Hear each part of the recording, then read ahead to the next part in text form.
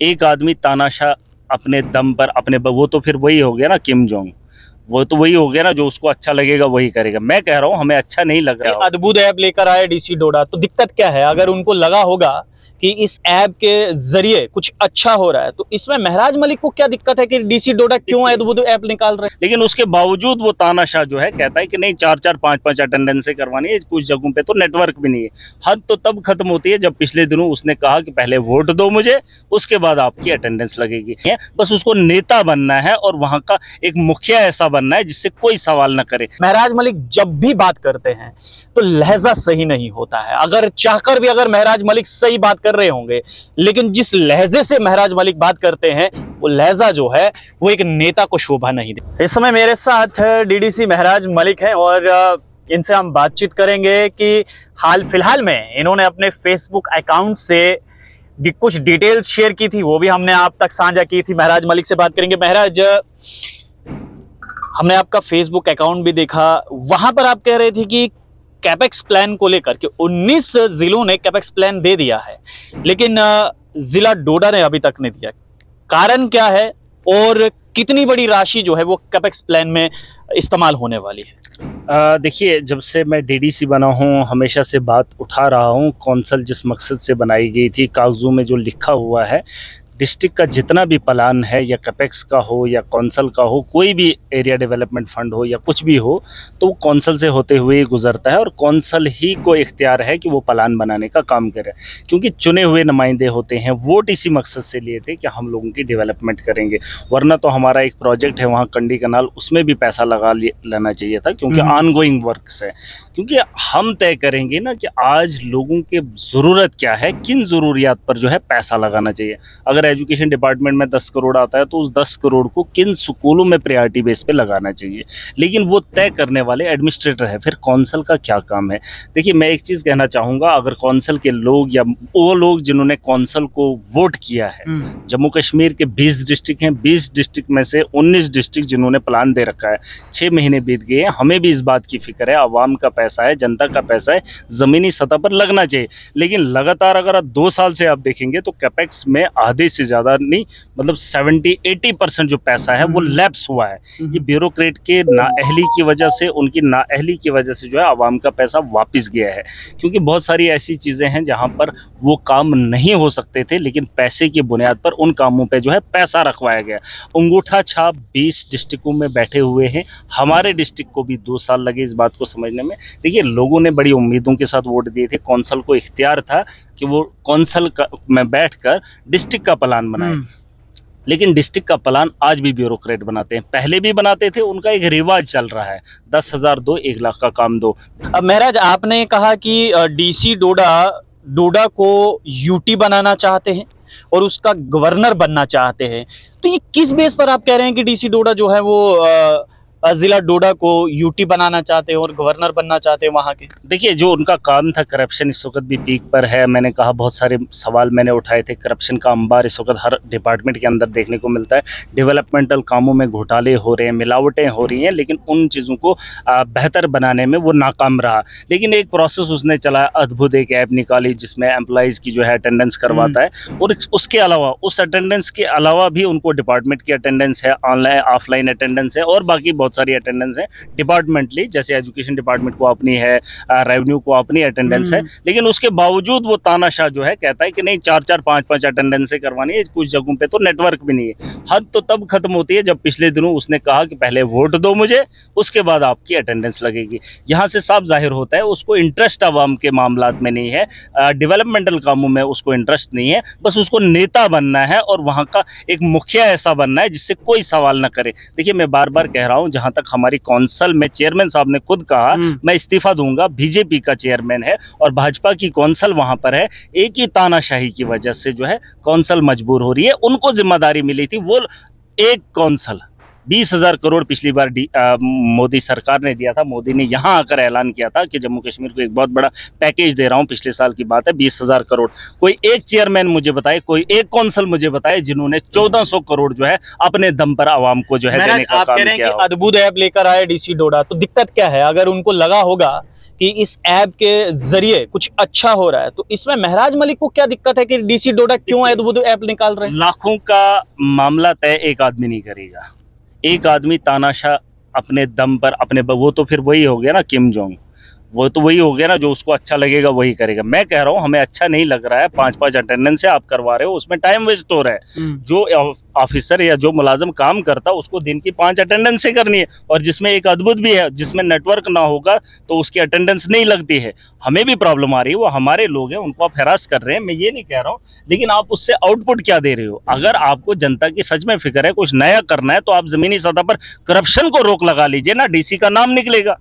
आप जमीनी सतह पर बेहतर काम करवाओ ना, आप वो सड़कें निकलवाओ जहां सालों से पेंडिंग मतलब मसले पड़े हुए हैं, वहां पर मैं वो नहीं कह रहा, मैं ये कह रहा हूं आप जिस तरीके से नाम निकालना चाहते हैं, हम उस तरीके से आपको नाम नहीं निकालना देना चाहते।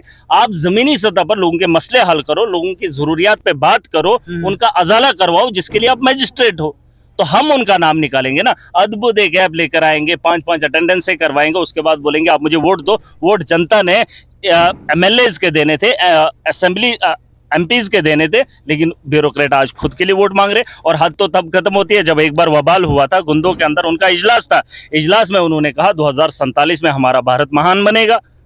क्या आपको याद नहीं है? वो वीडियो क्लिप भी आप उठा के देख लीजिए। एक डीसी, एक डिस्ट्रिक्ट का मैजिस्ट्रेट वो कहेगा कि 2047 में जो है भारत महान बनेगा। अरे तो आज की बात करना, 2022 में 23 में तेरे हाथ में है, तो एक डिस्ट्रिक्ट का मैजिस्ट्रेट है, बता सड़कों में घोटाला क्यों हो रहा है, बता आवास प्लस के लोगों को जो है वो मकान क्यों नहीं मिल रहे हैं, बता गरीबों को रोजगार क्यों नहीं मिल रहा है, मनरेगा में धांधलियां क्यों हो रही है, उन चीजों पे बात तो होगी नहीं। महराज यहाँ पर सवाल ये भी है कि देखिए, आप बहुत सारे ऐसे लोग हैं, और ये हमारा भी सवाल है कि महराज मलिक जब भी बात करते हैं तो लहजा सही नहीं होता है। अगर चाहकर भी अगर महराज मलिक सही बात कर रहे होंगे, लेकिन जिस लहजे से महराज मलिक बात करते हैं वो लहजा जो है वो एक नेता को शोभा नहीं देता। देखिए, एक अच्छा सवाल आपने किया, बहुत लोगों के मन में सवाल रहता है।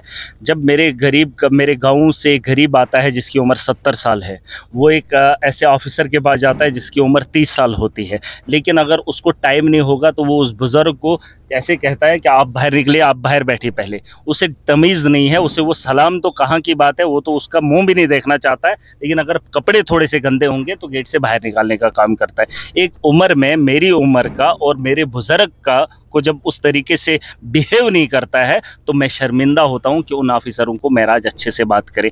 इनको बताइए ना किस गरीब के साथ इन्होंने अच्छे से बात की, अच्छे से व्यवहार किया। अरे पेंट कोट लगा कर जब आपके पास कोई आएगा, यहाँ पिछले दिनों डॉक्टर जितेंद्र आया, उसे वो किस तरीके से बात कर रहा था, वही तरीका जो है आम जनता के साथ करे। जब डीसी डोडा एक प्रोग्राम में आया तो उसने क्या कहा, कहता मैंने वीडियोज़ की क्या मशीन लेके रखी है।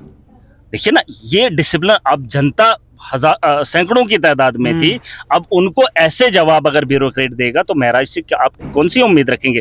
मेरी जनता का जो अपमान करेगा मैं उसे नहीं बख्शूंगा। हाल ही में काउंसिल की तरफ से एक पत्रकार वार्ता भी की गई और कहा गया कि अगर डिस्ट्रिक्ट एडमिनिस्ट्रेशन हमारे हिसाब से नहीं चलेगी तो हम तो इस्तीफा दे देंगे। तो वो उस इस्तीफे को क्या डिस्ट्रिक्ट एडमिनिस्ट्रेशन और काउंसिल के बीच में सुलह हो गई है? क्योंकि अगर नहीं हुई है तो अभी तक तो इस्तीफा हो जाना चाहिए था। देखिए ठाकुर भाई, मामला वो नहीं है कौंसल के तहत एडमिनिस्ट्रेशन चले या एडमिनिस्ट्रेशन के तहत कौंसल चले या कुछ भी, ये जो लोग सोचते हैं वो मसला नहीं है। यहाँ पे मसला है जनता का पैसा जायज़ तरीके से इस्तेमाल में आए और ज़मीनी सतह पर लगे। इनकी मर्जी से जो है वहाँ पर करप्शन पहले होती है, पहले पैसा लिया होता है, कामों को बांट दिया गया होता है। ये जनता का पैसा है, जनता ने हमें चुना है और हमें मालूम होना चाहिए कि जो पैसा जनता का लग रहा है क्या वो सही जगह पे लग रहा है कि नहीं लग रहा है। वो डीसी को पता नहीं है, और डीसी को अपने मुलाजमीन को पूछना चाहिए। अगर कोई भी डिपार्टमेंट का पैसा करोड़ों का है तो उसको जो है कौंसल के अंदर अभी नहीं लाना है, लास्ट में इतनी बोटी बुकलेट लेके आते हैं और बोलते हैं अंगूठा लगा लो। हम अंगूठा छाप नहीं है। मुझे लगता है कि जम्मू कश्मीर के जितने भी कौंसल, अगर मुझे लोग देख रहे होंगे, डीडीसी के चुनाव में जिन जिन लोगों ने जो है योगदान दिया है वो अपने काउंसलर से पूछे, वो अपने चेयरमैनों से पूछे, क्या आपको पता है कि आपके 2000 करोड़ का जो प्लान बना है, 2000 करोड़ 3000 कहीं पे 4000 करोड़ का भी प्लान बनता है कैपेक्स का, उनसे ये पूछ लीजिए कि आपकी मर्जी से आपने लोगों के काम रखे हैं। अगर कोई भी एक कौंसल का मेंबर मुझे बता देगा कि हमारी मर्जी से वो प्लान बना है, हाँ 70 लाख का हमें इख्तियार है कि 70 लाख का प्लान हमने कैसे बनाना है। बाकी जो कौंसल का पैसा है, जो डिस्ट्रिक्ट का पैसा है, वो बांटने का काम ब्यूरोक्रेट क्यों करे?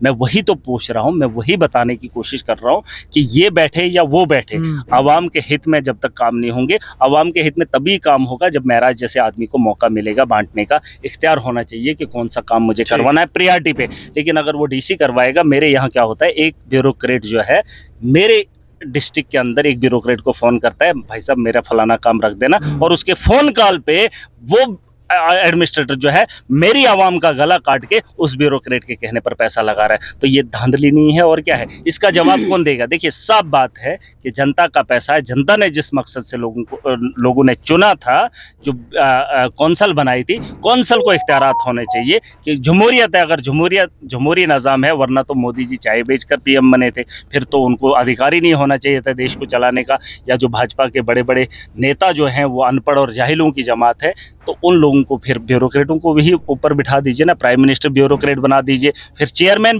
डीसी को चेयरमैन बनाएंगे और चेयरमैन साहब को डीसी बना देंगे, फिर वैसा कर लीजिए ना। या डीसी, मैं कहता हूँ काउंसलर का इनका बस चले तो मुझे ये किसी पोस्ट पे बिठा देंगे, वो यहाँ पर आके लेकिन यहाँ पर राजी नहीं है, क्योंकि यहाँ पर जो है 5 साल के लिए उनको 58 साल जो है काम तो करना है, लोगों को तो लूटना है, और लूटने की अगर इनको नीयत है तो जनाब इनको जूते भी पड़ेंगे। चलिए, तो महराज मलिक कह रहे हैं कि देखिए, अगर कोई भी ब्यूरोक्रेट अगर मेरी जनता के साथ अच्छे से सलूक नहीं करेगा तो उन्हें भी ऐसे ही मेरा सामना करना पड़ेगा। आप लोग देखते रहिए स्ट्रेट टॉक। सो मुझे यानी देव ठाकुर को दीजिए इजाजत। धन्यवाद।